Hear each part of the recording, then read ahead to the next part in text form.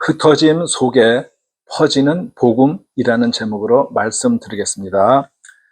초대교회 때는 성령의 역사가 굉장히 강하여서 놀랍게 성장을 하였는데, 그런데 교회들이 성장할 때는 또 성령의 역사가 뜨거울수록 이 반대와 핍박도 거세졌습니다.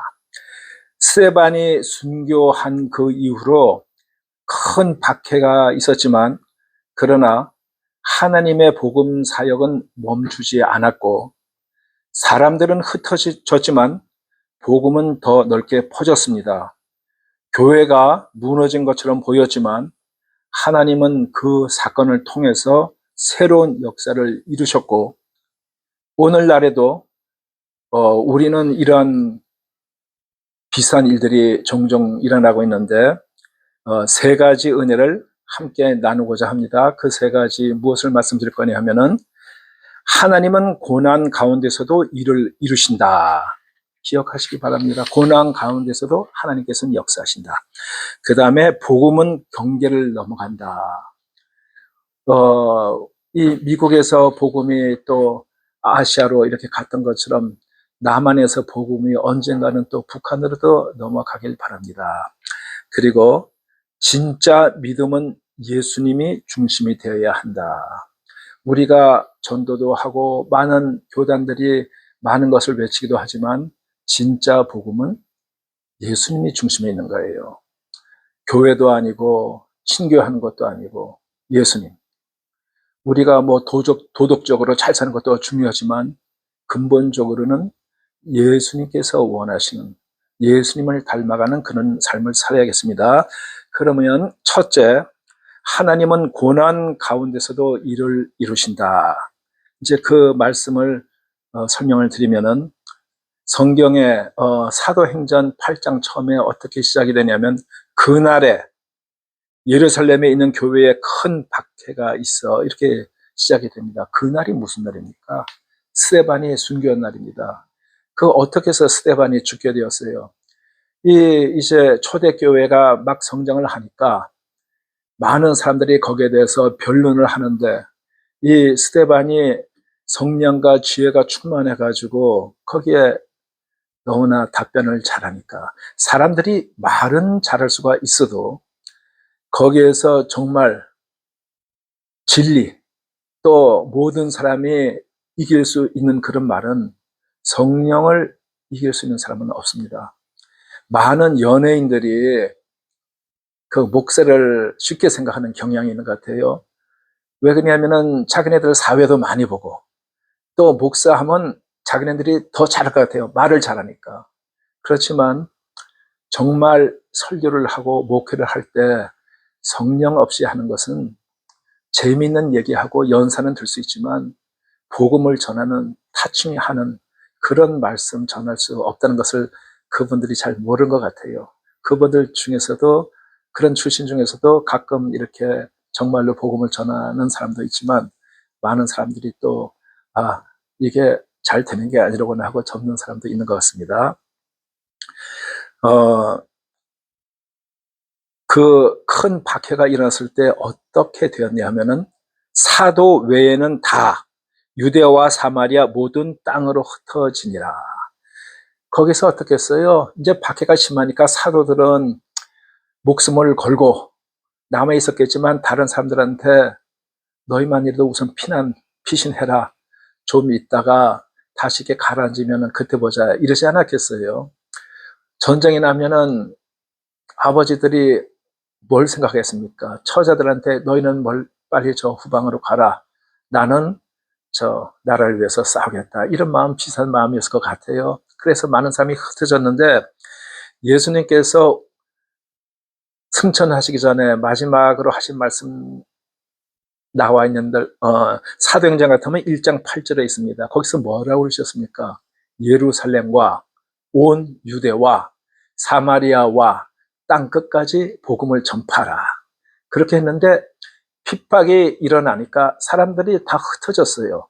그러니까 이거는 뭐 자이고 뭐고 하기 전에 도망을 가는데 거기서 그친 것이 아니고, 그 사람들이 자기 간 지역에서 복음을 전했다 이 얘기입니다. 그러니까 이 상황이 그렇게 되어서 유대와 사마리아로 이렇게 흩어지게 되어서 그래서 복음을 전하게 했다는 얘기입니다.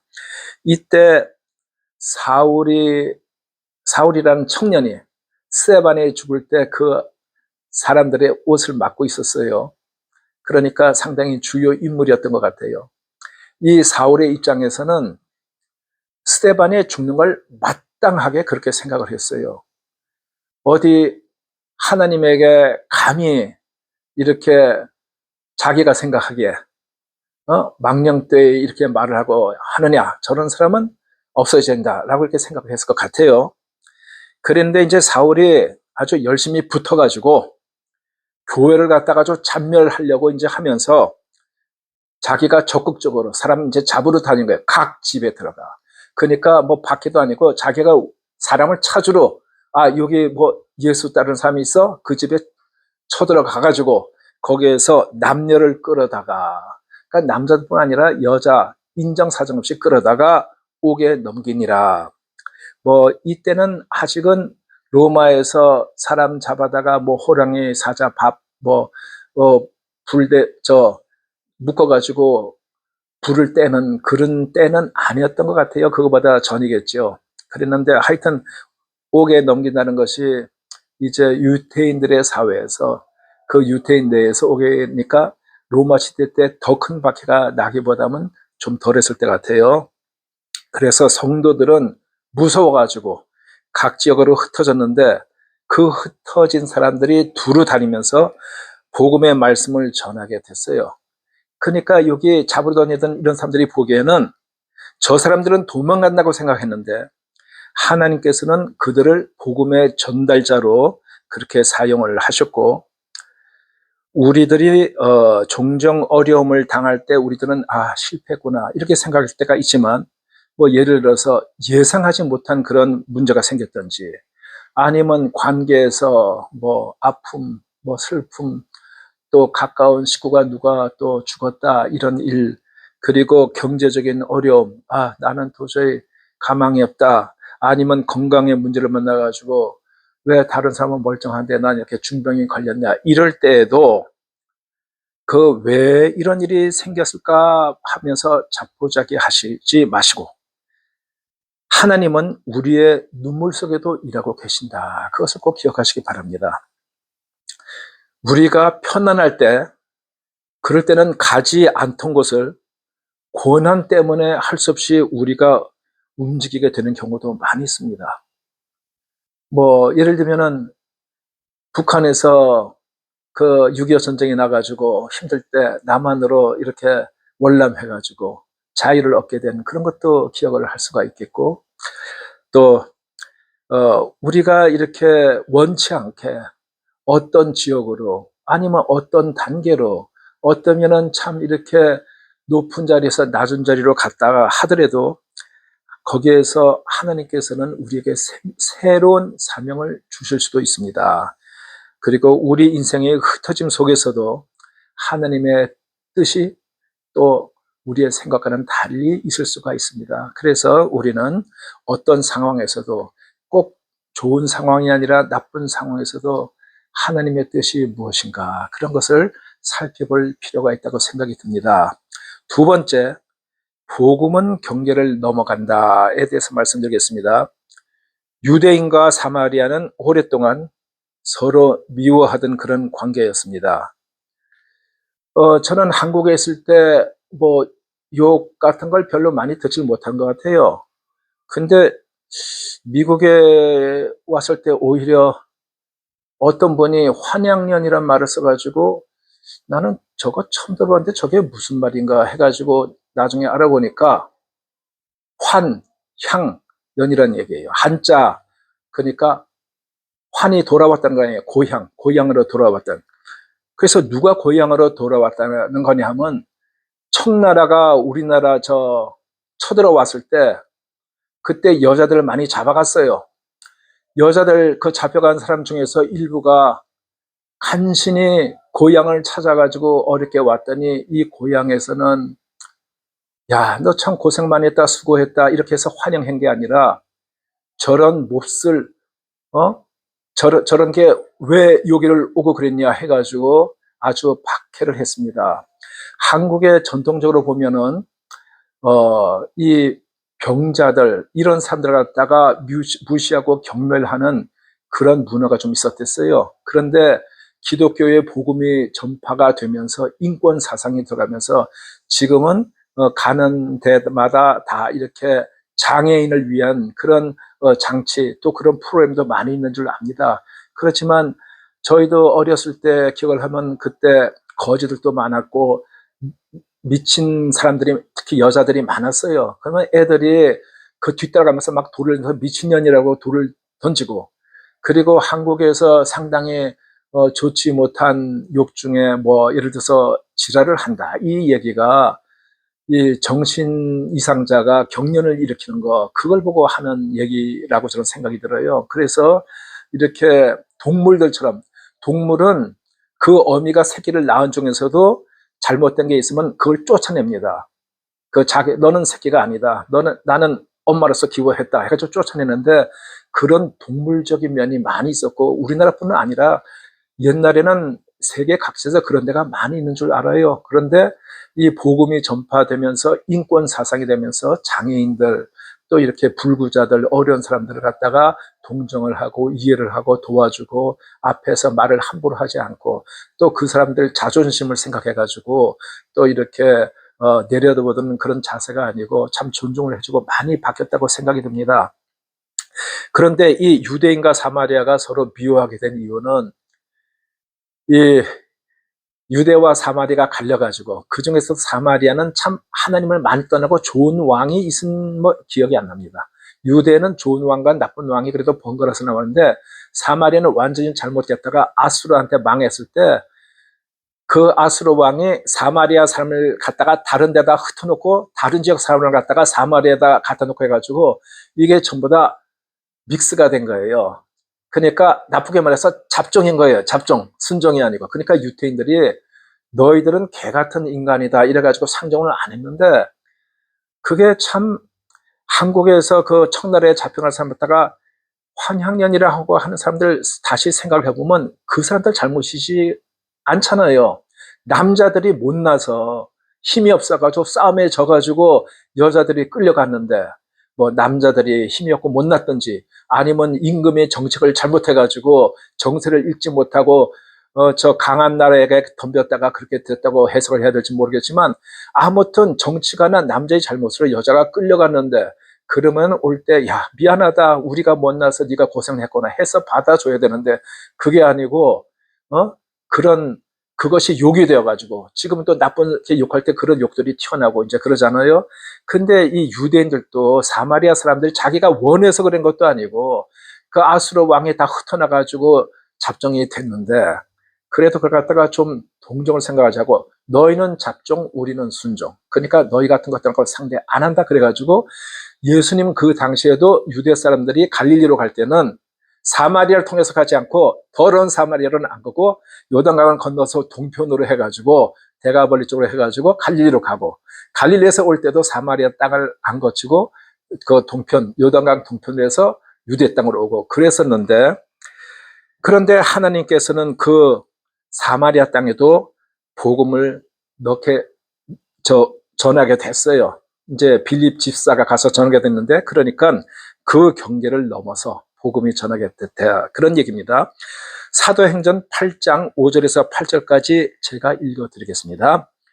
빌립이 사마리아 성에 내려가 그리스도를 백성에게 전파하니, 무리가 빌립의 말도 듣고 행하는 표적도 보고 한 마음으로 그가 하는 일을 따르더라.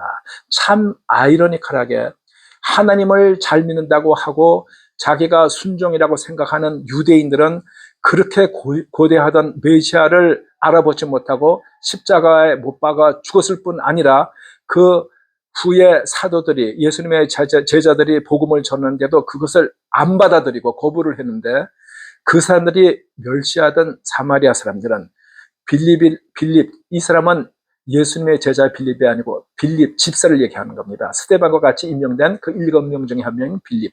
이 집사가 전파하니까 말을 듣고 행하는 표적도 보고 한 마음으로 그가 하는 말을 따르더라.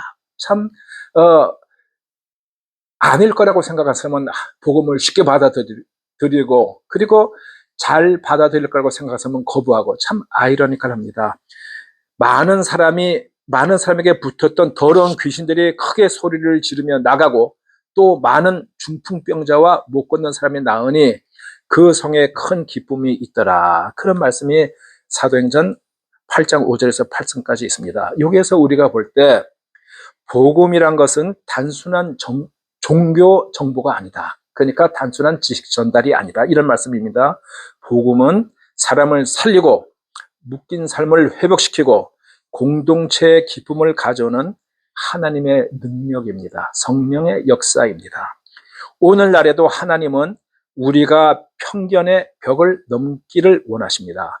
나와 다른 사람, 불편한 사람, 가까이 하기 싫은 사람, 전혀 복음을 받아들일 것 같지 않은 사람에게, 바로 그런 곳에, 그런 사람에게 복음이 전해지기를 원하십니다. 교회는 익숙한 사람들만 모이는 것이 아니라 복음이 담을 넘어가는 그런 공동체여야 되겠습니다. 그리고 예루살렘에 있는 사도들이 사마리아도 하나님의 말씀을 받았다 함을 듣고 베드로와 요한을 보냅니다.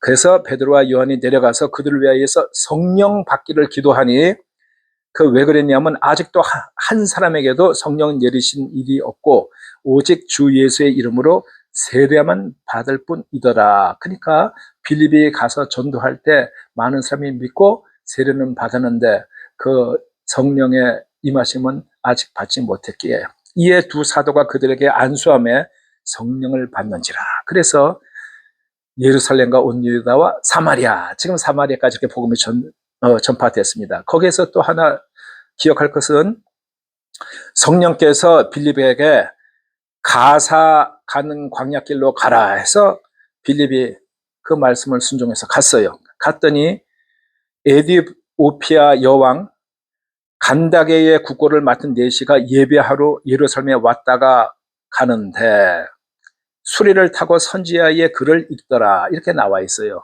그랬더니 성령께서 수레로 가라 했더니 빌립이 달려갔어요. 여기에서도 별거 아닌 것 같이 넘어가기 쉽지만 성령께서 말씀하시자마자 빌립이 달려갔다는 거, 그것도 빌립이 열심히 어떤지를 볼 수 있는 대목이에요. 만약에 우리가 성령께서 거기로 가라 했으면 이렇게 더운 날, 이 햇볕 쨍쨍 비는 속에서 명령대가 할 수 없이 와야지 했는데 수레로 가라면 거기서 또 내키지 않게 터벅터벅 걸어서 갔을지도 모르겠어요. 그런데 빌립은 성령께서 가라 했더니 달려갔다, 이런 표현이 있습니다. 가서 보니까 이사야의 글을 읽고 있더라고요. 그래서 빌립이 지금 읽는 글이 무엇인지 아시오 하고 물어봤어요. 그랬더니 그 네시가 지도해주는 사람이 없으니 어찌 깨달을 수 있겠느냐, 가르쳐주는 사람이 없는데 내가 어찌 아느냐, 그러면서 빌립 보고 여기 수레에 같이 앉아서 갑시다 해가지고 청해서 이 빌립이 옆에 앉았어요. 그랬는데 그 성경 대목이 뭐냐면 이사야서에 있는 그가 도살자에게로 가는 양과 같이 끌려갔고 털 깎는 자 앞에 있는 어린 양이 조용한 것 같이 그의 입을 열지 아니하였도다. 그가 굴욕을 당했을 때 공정한 재판도 받지 못하였으니 누가 그의 세대를 말하리요. 그의 생명이 땅에서 빼앗김이로다. 여기에서 어린 양 이런 거 나오면 누가 생각납니까? 예수님이잖아요. 그 예수님에 대한 이사야의 예언이었어요. 예수님께서 잡혀가셨을 때 십자가에 돌아가시기 전에 어떤 변명도 하지 않고 다른 딴소리도 안 하시고 잠잠히 그렇게 받아들이는 것을 여기에서 시적으로 다 표현을 한 겁니다. 근데 이제 그때 그 에디오피아 네시가 빌립에게 질문을 하는 거예요. 지금 이 선지자가 말한 그가 누구냐? 자기에 대해서 말하는 것이냐, 타인에서 말하는 것이냐? 그러니까 그 에디오피아 내시는 그 글이 무슨 뜻인지 알 수가 없잖아요. 그때 책이 있는 것도 아니고. 그러니까 빌립이 그것은 우리의 구원을 위해서 오신 메시아, 예수님에 관한 것이다 해서 복음을 쭉 전했어요. 그랬더니 거기 이제 지나가다가 물이 있는데 오세요 오니까 이 내시가 빌립한테 여기 물이 있는데 내가 세례를 받는데 문제가 있느냐 했더니 빌립이 no problem. 그래가지고 내려가서 빌립이 그 내시에게 세례를 줬어요. 말이 내시지 에디오피아의 여왕 간닥의 국호를 맡았다면 뭐 쉽게 말해서 재무부장관 좀 되는 아주 실권자인 사람이겠죠. 근데 그 세례를 받고 딱 올라오는데 빌립이 없어진 거예요. 그 사람이 처음에 좀 당황했지만 아마 제 상상으로는 속으로 이렇게 생각했을 것 같아요. 아, 나에게 복음을 전해 주려고 천사가 왔다 갔나 보다. 뭐 하여튼 그 사람은 자기가 구원을 받았다고 너무 기뻐서 가던 길 갔고 빌립은 성령께서 옮겨서 아소도라는 곳에 나타나게 하신 거예요. 그것이 무슨 말이냐면은 제가 여기서 갑자기 없어져 가지고 저기 딴 동네에 나타났다 이런 얘기입니다. 이 얘기를 현대 사람이 믿을 만한 사람이 많지가 않을 것 같아요. 현대도 그런 일이 일어납니까? 뭐 저는 보지는 못했지만 가능은 하다고 생각합니다. 성령께서 특별히 복음 전하실 때 그런 일도 있을 수 있다고 저는 생각합니다. 그랬는데 그 빌립이 아소도라는 곳에 나타났는데 아소도가 지금으로 하면 이스라엘의 에시다트라는 그런 항구 도시이고 아소도에 나타나 여러 성의 복음을 전하고 가이사라에 이릅니다. 가이사라는 그 로마 황제 시저한테 아부하려고 헤롯이 만든 그 항구예요. 영어로 그냥 시저, 또 독일에서는 카이저라고 하죠. 그러니까 세스리아, 뭐 지금 같은 캐서리아 이렇게 할 수 있겠죠. 자, 세 번째, 진짜 믿음은 예수님 중심이다. 베드로와 요한이 사마리아 갔을 때 그때 빌립 때 믿게 된 마술사 시몬이라는 사람이 있어요. 그 사람이 원래 마술사였어요. 그래서 사람들에게 인기가 많았는데 시몬이 그 사람 이름이 시몬인데 빌립이 전도할 때 그 사람도 같이 믿었어요.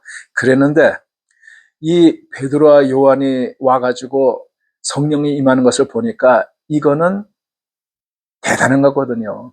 자기가 한 마술은 사람을 눈속임한 한 건데 이거는 보통 사람들은 차이를 잘 모르지 못하지만 자기가 마술사니까 자기가 정확히 할 거 아니에요. 자기가 남들 눈속임한 것과 이런 능력은 이거는 차원이 다른 거잖아요. 그러니까 이 사람이 베드로와 요한한테 내가 돈을 많이 드릴 테니까 나한테도 이거 가르쳐 주옵소서 했다가 야단을 잔뜩 맞았어요.